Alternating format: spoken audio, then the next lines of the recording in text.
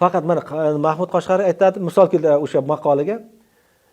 Qoraxoniylar hukmdorining qizi G'aznaviylar hukmdoriga turmushga chiqadi. Va G'aznaviylar ham bilasiz, Hindiston, Pokiston, Hindistonning shimoli, Afg'onistonda Ironni bir qismini o'z ichiga olgan birinchi yirik turkiy musulmon davlat. Yonida Qoraxoniylar endi bu butun Turonning katta qismini egallagan davlat qo'shini, Amudaryo chegara bularning orasida.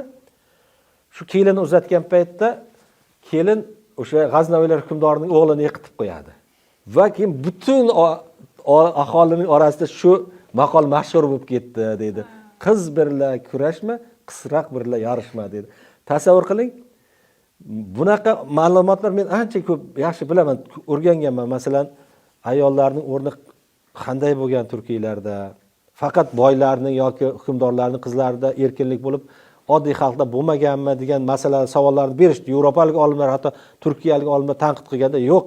Shu jihatdan ham olib qaraganimizda oddiy jamiyatdagi qizlarning, ayollarning, masalan, Xitoy ilnomalarida aytadi, bu ilk o'rtasida turk xoqonligida bular dedi, qiz o'g'il bolalar sayhon yoki yalanglikka chiqib dedi, yam-yashil o'tloqlar ustida birgalashib ichiga qil to'ldirilgan charm to'p tepib o'ynashadi dedi. Tasavvur qiling, ikkiga bo'linib, bu hozirgi futbolni eslatadi, lekin qoidalar qanday bo'lganligini yaxshi saqlanib qolmaganligi uchun bu yerda shu o'yinning borligini va qiz va o'g'il bolalar teng bo'lib, umuman ajratilmasdan turklar, qadimgi turklarda, ajdodlarimizda shunaqa bo'lganligi bir nechta manbalar qayta-qayta takrorlaydi.